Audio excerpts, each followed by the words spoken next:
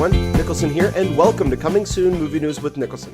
I'm your host, and on this show, every Monday, Wednesday, and Friday, we'll be going over all of the day's movie news, as well as going over what it means for the production in general, such as casting decisions, trailer announcements, director announcements, things like that. So, without any further ado, let's get started with today's Hot Topics.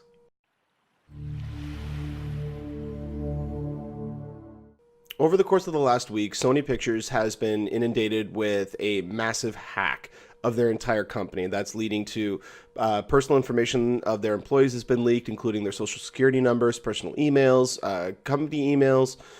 Even some of their films have been leaked online. All of this is about getting them from this terrorist group known as the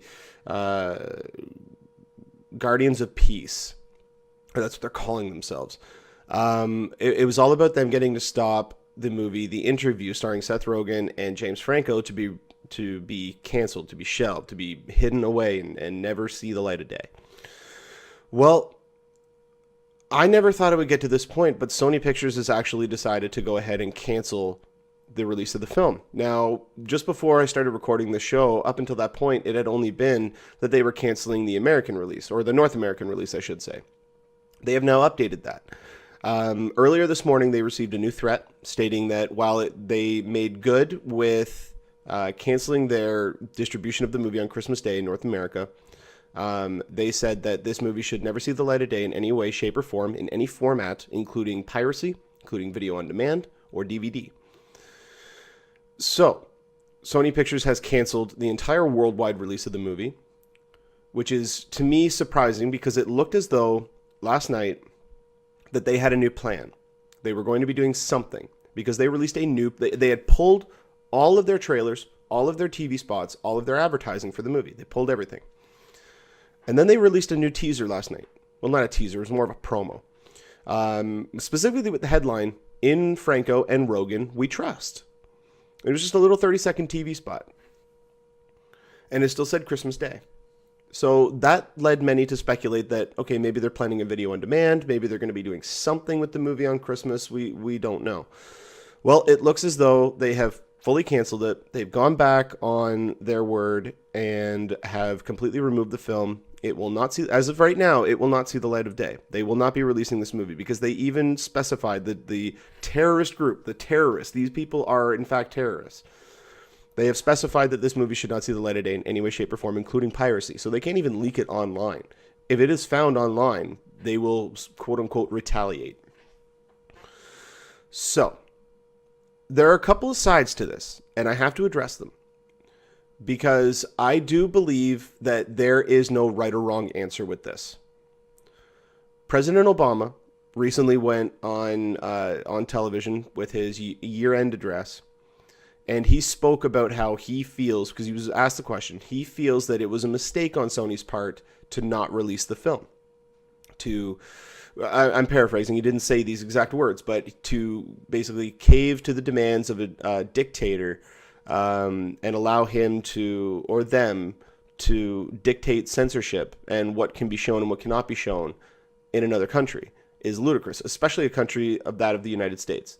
Because the United States basically stands for freedom. They stand for the ability for everybody. Like I believe it's the First Amendment is freedom of speech.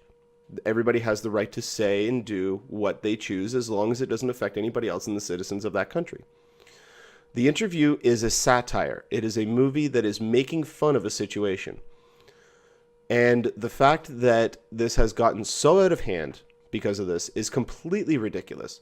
Now, the FBI earlier this morning had, I don't believe they've 100% confirmed it, but they are very reliable or very confident in their findings that North Korea is in fact behind, the government of North Korea is in fact behind the hack and the terrorist threats, which means that these have added a lot more credibility to these threats. Even if the movie was still being released and they were still saying, if, beware, like if you're living around one of these theaters, you might want to move, I would have still gone. Not because, I'm just trying to give the biggest middle finger that I can to North Korea, but because, first off, I'm not going to be told what to do when it comes to censorship, when it comes to what I can and cannot see. I am of age. I am over the age of 18, which means I can make my own decisions. We live in a free country. We live in a society where we are allowed to do, as long as we don't break the law, we are allowed to basically do what we want, as long as it doesn't interfere with the law. And what has happened here is they have gone back. Like now, see, it's really difficult because you have to look at it from both points. I mean, they've gone back on the whole United States government will never negotiate with terrorists. Technically speaking, the United States government didn't negotiate with these terrorists. This was Sony Pictures, but it was still representing the American people in this example, in this situation. And so pandering to terrorist groups and going along with their demands, because they demanded that the movie not be released in theaters. Sony pandered to them. They said, we won't be releasing this in theaters. Then they came back and said, good, we like that. Now make sure you don't release it in any other way. Because the old saying goes, and this is a movie-related line, but in Air Force One, Harrison Ford's character says, if you give a mouse a cookie, he's going to want a glass of milk. So every time you give in to something, they're just going to want more. They say, okay, perfect, that worked. What else can we get from them? You know, maybe we can cancel this movie. Maybe we can cancel this movie. Maybe we can do this. The biggest thing out of this, because a lot of people are saying, well, it's just a movie. Why is it such a big deal? It's not just about the movie. It's about the fact that this is now dealing with foreign policy. This is now affecting the government. This is now affecting international relations between certain countries. Because North Korea, for instance, I don't believe they would ever make an attack, only because, at least they would never attack the United States. There's no way they could. I don't want to say there's no way. It's very, very, very, very, very unlikely that they would. And there's a couple of reasons why. One, China. Even though China is I don't want to use the term ally, but they are close with North Korea they're both communist parties and geographically they're close, but they also do have relations between them. But China would never allow North Korea to make a move against the United States, because that would destabilize the world and the world would end. Not just the way the economy, not just culture or anything like that. Like, North Korea actually tried to bomb the United States. Well, that would cause the United States to retaliate. China's not going to allow that to happen, because then China would be forced to retaliate against the United States. And if that happened, the world's over. So, I mean, it's getting to the point now where it's out of hand, it's out of control. This has gone on way too far. But at the same time, the company itself needed to understand that if something happened, they would be held responsible. They would be held liable. And they could not take that chance. So there are arguments to be made on both sides. Do I think it was a mistake on Sony's part? Absolutely. Absolutely. 100% it was a mistake on Sony's part. Because even though now they have pretty well confirmed that that North Korea was behind the hack and the threats, both Homeland Security and the FBI prior to that had stated that there was no credible sources to the physical threat or physical act of harm against people in movie theaters. Not to mention the fact that there are, God, how many? There would be at least 4,000 to 5,000 movie screens in Canada and the United States alone. They do not have the capability of attacking all of those. That being said, they would most likely possibly be able to attack something in New York, maybe Los Angeles, maybe even Toronto or Vancouver. Those are or Chicago. There are capable areas that could have a large impact if something were to happen. As unlikely as that is, it's still a 0.001% chance of something happening means that a company needs to take the responsible route and try to withhold that possibility from happening. So I can understand that, and you have to look at it from both of these sides. While I don't agree with it, I was really looking forward to the movie. The biggest problem to me, and this is actually what comes in, because today's Friday, so we're going to be answering some user questions. This comes into the first user question. It comes to us from Gabrielle Longhorn. And she asks, the first question that she asks, because she has two today, is, what do you think the Sony leak means for the future of the studio at large? And there are a couple of things with this. First off, they need a new leader. They need a new complete change-up of their executive lineup. And the reason for that, while Amy Pascal has done an incredible job in her 25 plus years at the studio, not just because of her emails, not just because of that, but everybody at Sony now is going to be so trigger shy about going ahead with any project. They're going to have to go through that with a fine-tooth comb to make sure that there's nothing involved in any of those properties that are going to potentially piss off any international relations or ties with either other countries or other ethnic groups or other religious groups or anything like that. They need somebody who will be able to come in and say, I don't have the experience of working for the company when that happened. I have a new fresh face. I know what the company needs to do in order to regenerate itself. So we need somebody fresh in there. And like I said, Amy Pascal's done a great job over the almost 30 years that she's been working with Sony Pictures. So by no means has she ever done a bad job. I just think that out of all the studios, because of all the leaks and the emails coming out, that she's been hit a little bit harder. And I mean, yes, looking at those emails, and again, those were out of context because we don't know how it started and we don't really know too much about what happened in between, if they actually had meetings in person or if it was all done through emailing. We're still in the dark about that. We don't know 100% what exactly happened with that. So with her pandering to the actors as opposed to the actual producers of the movies, it's now at a point where we don't live in that age where people go and see movies for the actors. They don't. They go and see them for the characters. They go and see them for the directors. They go and see them for the stories. And we're going to get past that point too. I mean, directors are going to be stars for a bit, but then they're going to fade out because we're past that point where a movie star can carry a movie. I keep bringing this up, but Robert Downey Jr. I mean, he is the most bankable actor in Hollywood right now.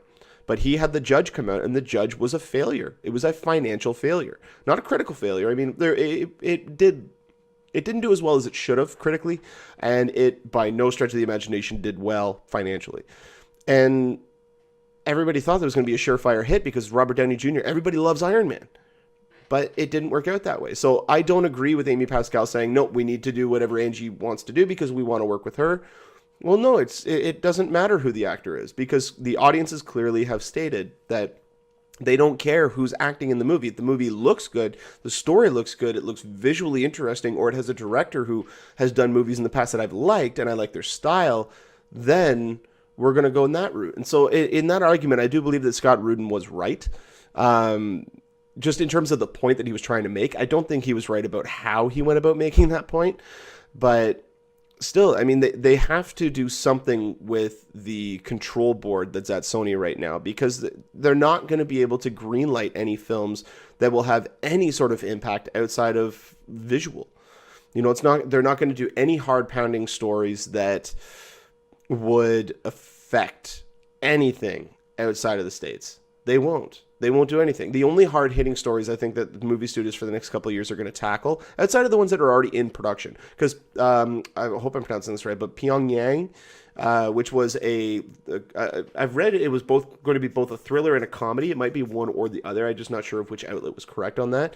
But it was going to star Steve Carell, and it was going to be directed by Gore Verbinski, who directed the Pirates of the Caribbean 1, 2, and 3. He directed Rango, and he's done a lot of great movies.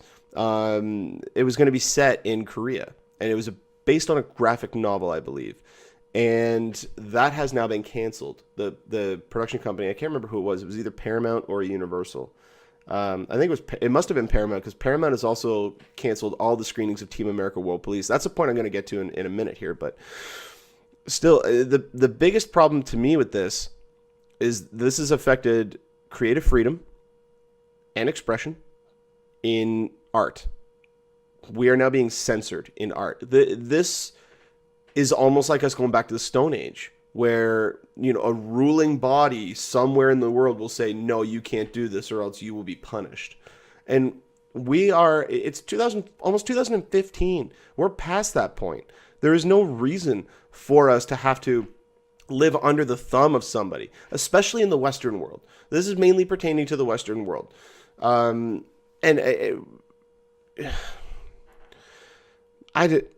don't see how there could have been a winning scenario with this. That's why I'm having such a hard time arguing this fact, Because no matter which way you look at it, there is a right and a wrong. There is a right answer and there's a wrong answer. With this, there are both. Should Sony have released the film? Sure. But if there had been an attack, they would have been held liable. Not only that, lives would have been lost. And no matter how good a movie is, no matter how impactful a movie is, it is not worth the price of a human life. And so I don't care what anybody says. If the threat is real, then you do whatever you can to avoid it. If the threat is not real, and if it's just conjecture and somebody just throwing it out there saying, well, if you do this, I'm going to be mad at you, then of course you throw it in their face and you go to see the movie. But if the threat is real, the studio has the responsibility, like I've stated before, the studio has the responsibility to act on that and protect not only the people who would be attending those films, the people who would be attending other films at those theaters, and the people who live in the surrounding areas of those theaters. Again, regardless of whether or not the claim is 100% legit or only maybe 5% legitimate. If there's a chance, you need to get people out of there. Because now we know exactly who was behind it, and it was North Korea, one of the most unstable dictatorships on the planet. So there's no way. If you wanted an analogy, think of North Korea almost like the Joker. Somebody who is unpredictable. You have no way of knowing what they're going to do.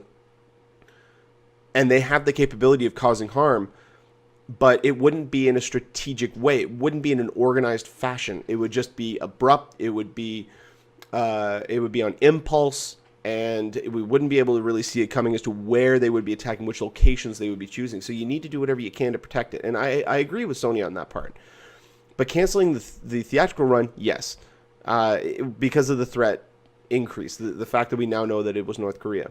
Releasing it on video on demand, however, who are they going to attack at that point? Like that's what I mean. Their attacks specifically stated theaters.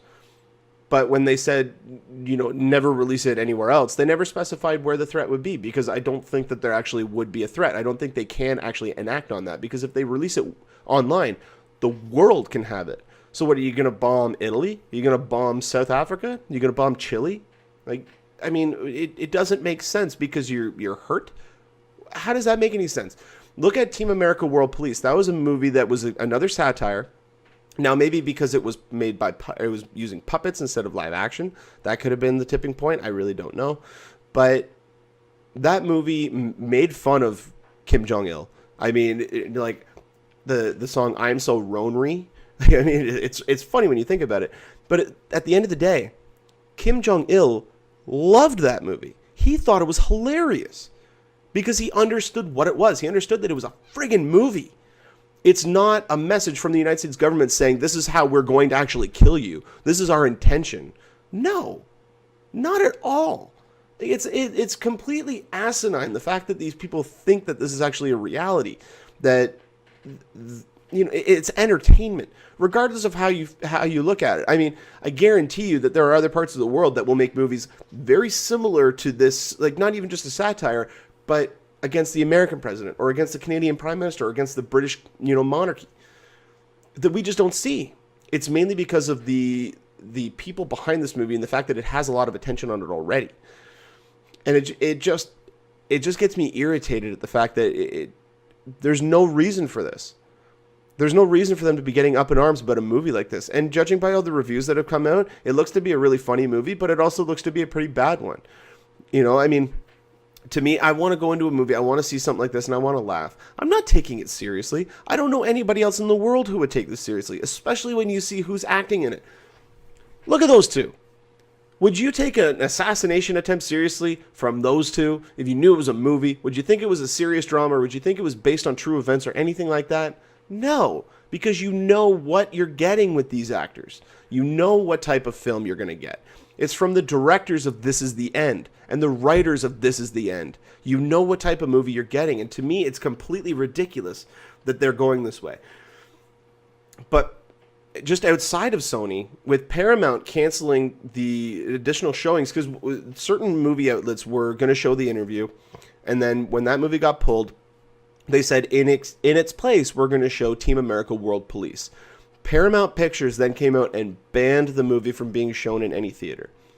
How ridiculously stupid is that? Everybody now is putting their tail between their legs and they're running and hiding because they don't want to worry about anything. Now, there's a rumor going around too about the reason as to why Sony actually pulled it from even releasing it on video on demand. And that's so that they could cash in on the insurance claim.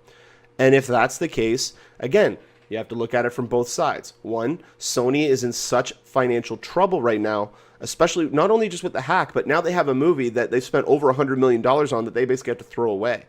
So they are trying to make a claim on getting some of that back so they can help restructure their company. I understand that. In the same regard, they are using this as a way to make money.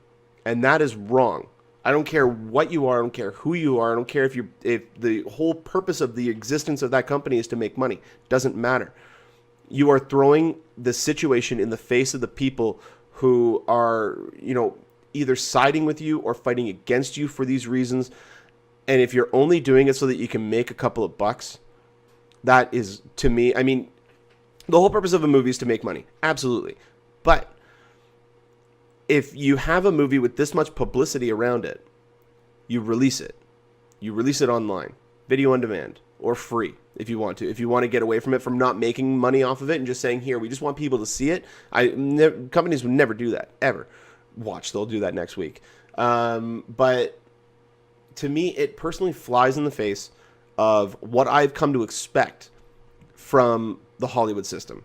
From the fact that these companies are out there and they are making movies for the purpose of entertainment. And when certain people who are in positions of power cannot see the fact that it's just making fun of a situation, it's just having a laugh, it just, to me, gets absolutely ridiculous. And now the fact that with Paramount canceling these screenings, every company now is going to be cautious. Every company now is going to be not willing to go ahead, not only just with feature films, like, this is going to cause, anybody with a problem with a film or a TV show or a documentary or a music album or a sporting event or anything that is public and televised where people have access to watch it or interact with it. If somebody comes up and says, you know what, like my great grandfather was killed in a automobile accident, so cars cannot be featured in movies anymore. Like, that's how crazy it can get from here because they've opened the floodgates. So, I mean, I don't know. Right now, I don't agree with Sony canceling the entire release of this movie. I don't agree with that. I agree with them getting it out of theaters, especially after having a day or so to think about this. When I first heard it, I thought that was the stupidest decision I've ever heard. It's very depressing, absolutely. But then thinking about it and looking over all the information and all the facts and saying that, okay, well, if human lives are in danger, you cancel the damn film, at least the theatrical run, because that's where the threat was. Again, the threat was towards the theaters. It was not against the country. It was against the theaters. And I know that that's almost semantics, but still, if you take the theaters out of the equation, where else are they going to attack? Because now you would basically have to destroy the entire country. And you bet your ass they're not going to be doing that. They have no way of doing that. They don't have the launch capabilities of that, even if they were to try something like that. So, again, it's a lose-lose situation no matter which way you swing it. But still, this has opened the floodgates to unsolicited threats. It pure and simple, it has. And I don't know how any of these studios can rebound from this. I think it's going to take a couple of weeks for this information to really spool out and for everybody to kind of get a handle as to what exactly is going on and where we're going to go from here. I mean, if I had to place money on something right now, I would say that within the next year, we will probably see the interview. We'll probably see it in some way, shape, or form. And at that point, I think everybody's just going to go and say, like, even people in North Korea, once they actually see the film, they're going to go, this is what we did all this for? Really? Because look at the type, it's a satire, it's a spoof, it's making fun of something. It's not a serious film. And nobody is bringing up the fact, well, I mean, news outlets are, or online fan sites are and stuff like that, but nobody's bringing up in interviews or asking, these people who are perpetrating these threats, why they didn't do anything with Olympus Has Fallen. Olympus Has Fallen has more of a political angle to it than this movie does. Olympus Has Fallen was completely about North Korea invading the White House, kidnapping the President of the United States, and threatening to completely destroy the United States from within. But they didn't have a problem with that. Yet this movie, where it's a bunch of talk show hosts that are called over to do an interview with Kim Jong-un, and, you know, through their ineptness, attempt to try to assassinate him. It's ludicrous. It's absolutely ludicrous. But you know what? I'm done talking about this. If more developments come out on this, then I mean, Gabrielle, I hope that this answers your question. I really do. If you want more insight, or if I didn't take the right angle that you were hoping for, that you wanted me to explain more, then please just write in another comment or another question or anything of that sort. I'd be more than happy to address anything else about this topic, at least, you know, pertaining to a specific question. But this to me is just, it's sad, it's depressing, and this is going to have ramifications well outside of Hollywood. This is political. This is geopolitical. This is worldwide. Like, this is going to unravel and unravel and unravel and unravel. This is not going away. And so when we do get more updates on this, I will definitely cover it on here. But I just want to remind everybody that you have to think about the fact that if there was a credible threat, which has now been removed because they're not showing in theaters, but if there was a credible threat, and human lives were at stake, no movie is worth a human life. Ever. Under any circumstances. Ever. So, yes, they made the right decision to cancel it from theaters, but I still think that they should release the movie in some way. So, that's my opinion on it. I hope you guys, if you guys have a different opinion or anything like that, or you just want to comment on anything at all, put a comment in the comment section. I want to hear everybody's opinion on this. I want to see where everybody's coming from with this. This is just my opinion. If you guys have different opinions, I would love to hear them. I want to see different sides of this. So put a comment in the comment section, or email me at movienewswithnicholson@gmail.com, because I want to hear you guys' comments. I want to see where everybody else is at with this topic. But if we do get more information about this, I will update you guys on here.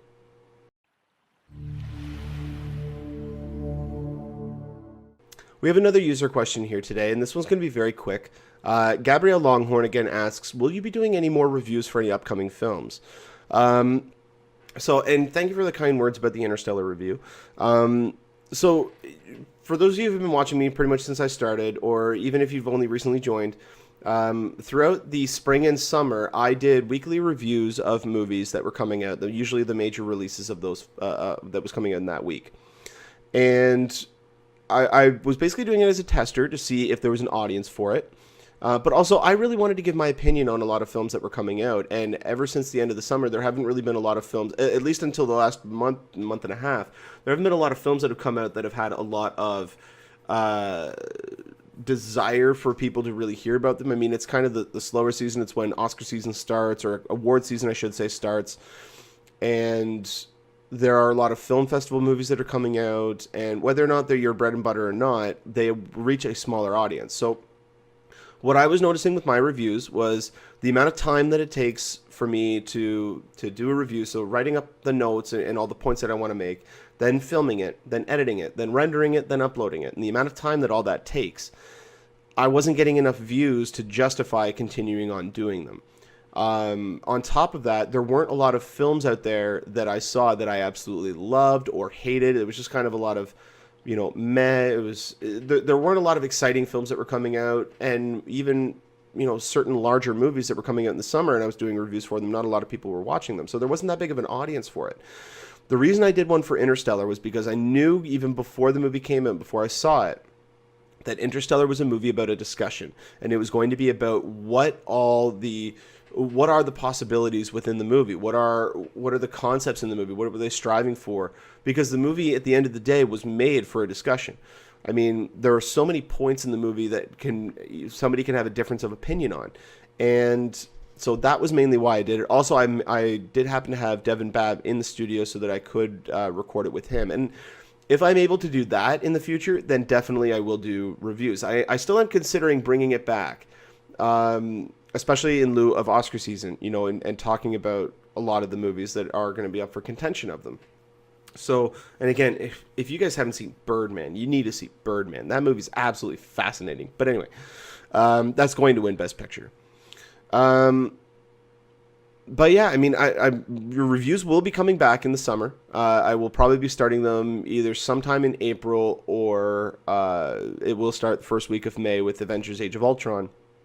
But if there is a demand, if a lot of people do want to see, or not if a lot of people, if people do want to see them, if they want to hear, you know, different opinions on movies when they come out in terms of their reviews, then I'd be happy to oblige and I'd be happy to do them as long as there was an audience. Because outside of this, I do have a regular job that I do have to get to, and Fridays are usually the days, because I work in sales, Fridays are usually the days where I don't want to miss as much time as I would possibly on some of the other days in the week.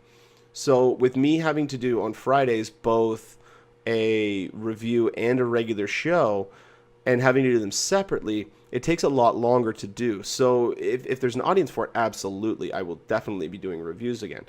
They will be starting up by May of next year at the at the latest anyway. So I hope that answers your question, but yeah, I am mulling over the idea of bringing back reviews. Just whether or not there's an audience for them is really going to determine whether or not I bring them back. So Gabrielle, I hope that answers your question. And yeah, I mean, when I do decide to start up reviews again, or I do a review on another film, I will definitely announce it on the main show. So don't you fret about that. Okay. So, yeah, that's my answer. I will be doing reviews, and so when I do one, I will definitely let you guys know on here.